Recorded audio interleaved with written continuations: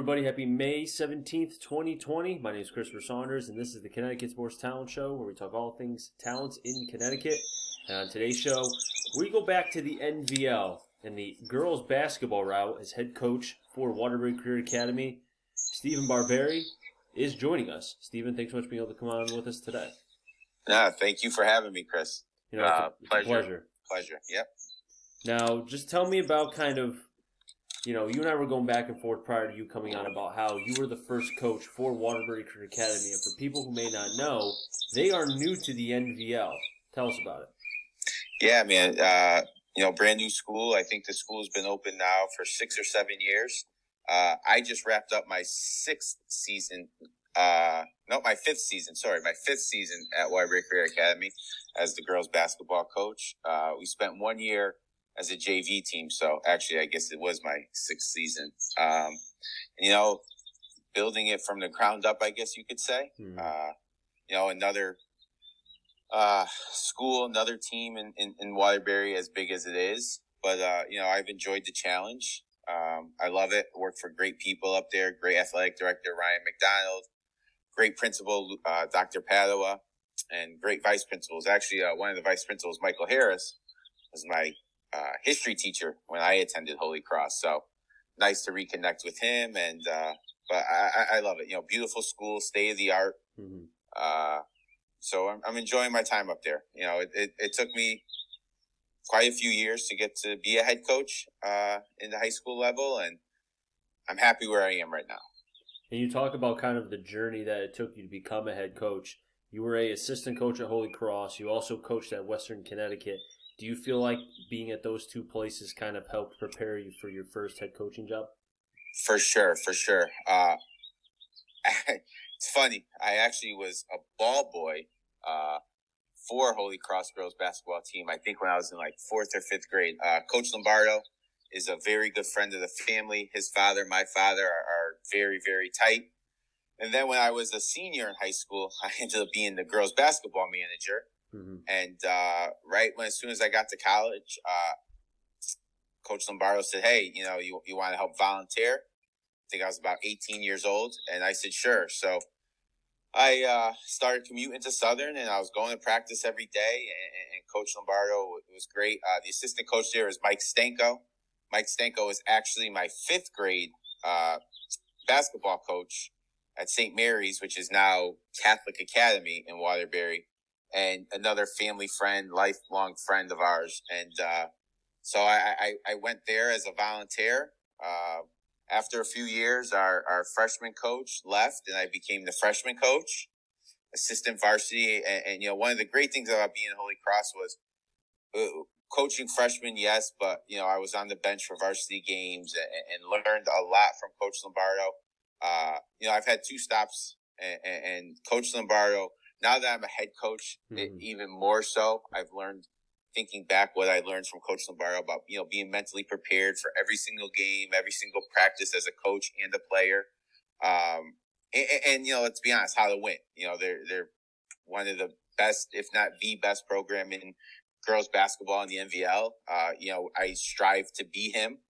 We won the state championship in 2007. I was on that staff. We ended up being the number 1 team in the state that year.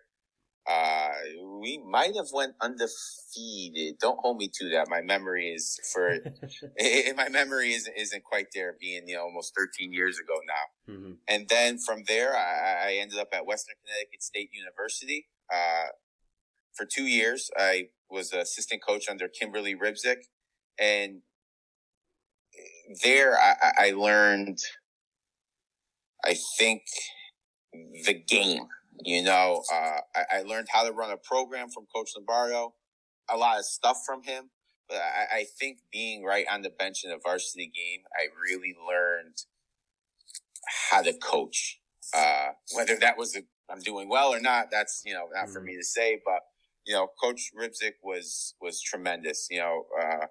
I still talk to her till this day. The program at Western has been everything that I read about before I interviewed for the job, and everything that I would hope one day to have as my program, whether it's high school or wherever it is. So It seems like, I'm a big believer in kind of like everything happens for a reason, and you kind of go through the journey because you're meant to, you're supposed to, so that way you're prepared for your next, whatever journey that is, God is willing to take you. And I think for you, and I'm glad that you kind of mentioned this because the way you were describing it kind of made me think of it. Lombardo taught you how to run a program. You need to do that career academy because there's never been a girls basketball program prior to you. As far Yeah. as Western, it taught you how to coach and prepare yourself to be a head coach. You weren't a head coach prior. So it feels Nope. like if you didn't have one or the other, maybe you don't have the same success at Career Academy as you have, and it would take you longer to be at where you are right now. Yeah, well, a couple of things. It's funny you talk about God and He has a plan. So I got the Western job. Mm-hmm.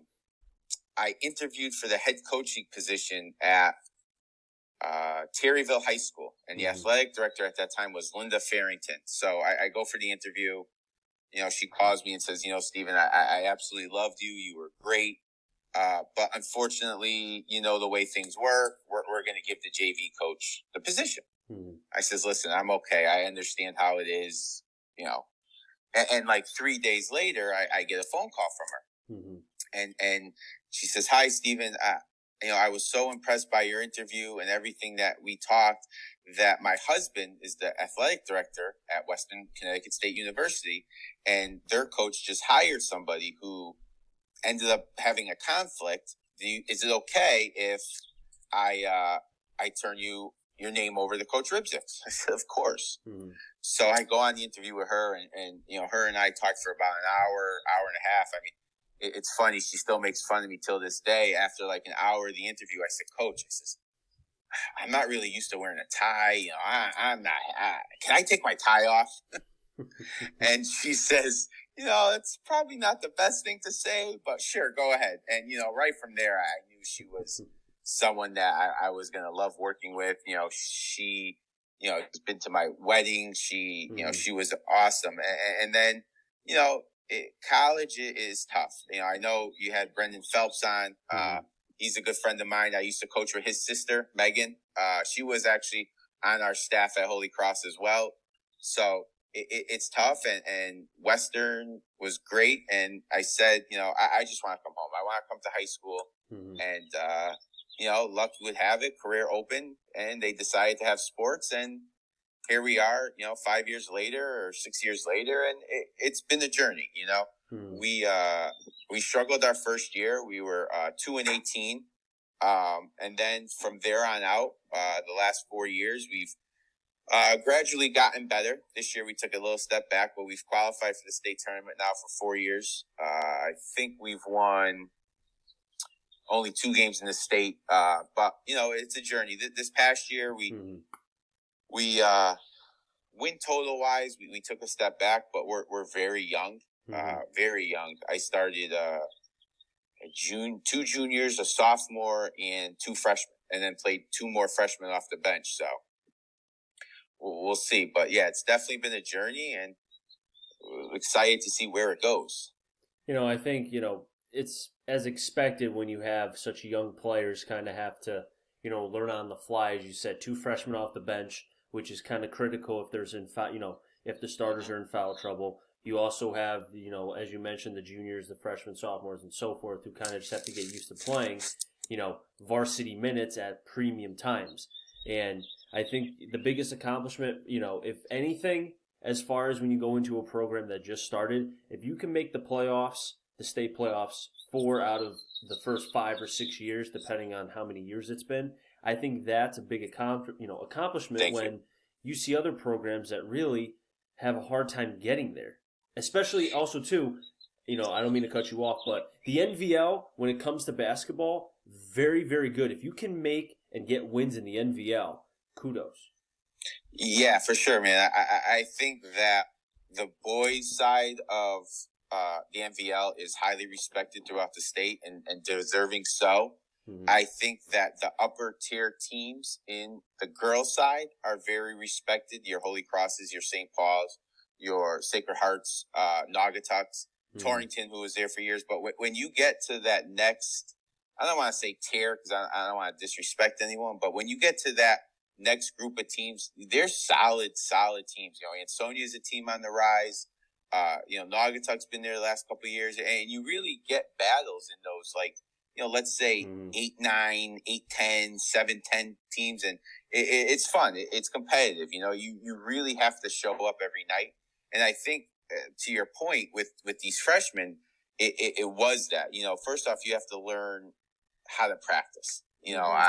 Again, coming from where I came from, I may run practices differently and be stricter than other teams and what I expect from them in practice. So just handling me in practice, and trust me, I'm sure my players and my assistant coaches can attest that I am a handful. And, I think ever since my daughter was born, maybe I've scaled back a little bit, but again, my team might suggest otherwise. But yeah, so it's a lot. And then you got kids that are not, familiar with you, and you're throwing them in there. I mean, my two freshmen that started for me, unless they were in foul trouble, probably played 28 minutes a game. And as I told them, they're 13, 14 years old. You're playing against kids that are 17, 18 years old. And girls basketball, that's a huge difference.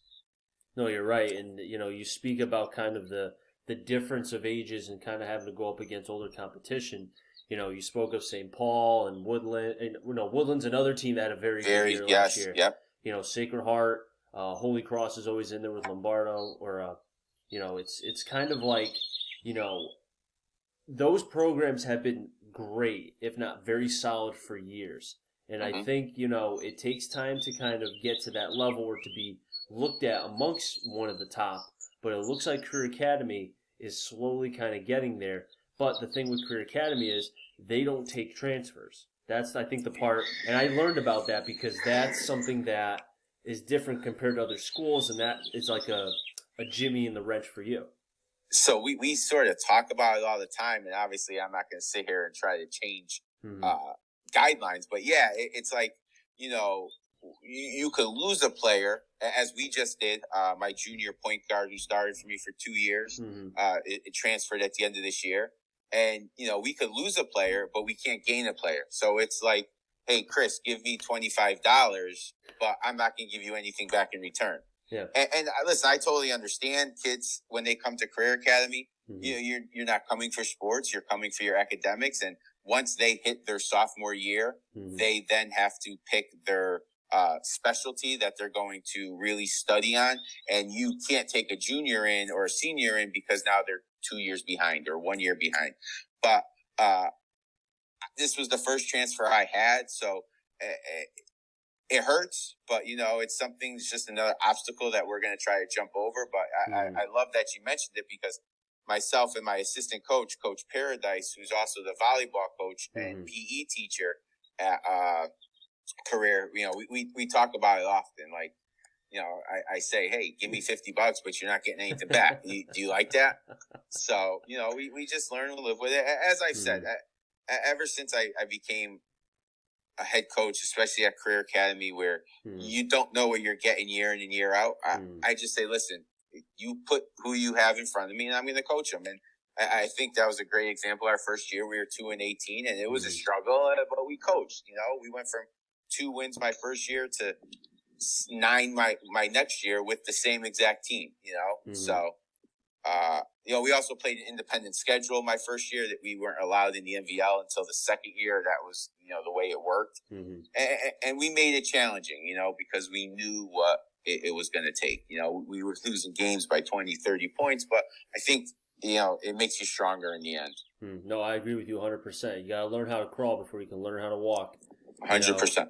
Coach Barbari, I really appreciate you coming on. We've just about run out of time, but, congratulations to, I think, a successful season for you and your program. Thank you. You're still, the building blocks are there, the foundation, and I think hopefully in the next 10 years, maybe you'll be looked at in the same realm as Coach Lombardo at Holy Cross. You never know. Just keep going. I hope so, man. That's my goal, and that's what I tell the kids in practice every day, that as much as they get mad, I say, hey, we want to be Holy Cross. And, that's the way we approach it. So, thank you for having me, Chris. I think everything you're doing during this tough time has been great, and it's allowed us to stay connected with sports, which, for a person like me who loves sports, is really missing out on. So I thank you and No keep problem. up the good work. And hopefully we'll get to the point where WATR is at a game in a few years.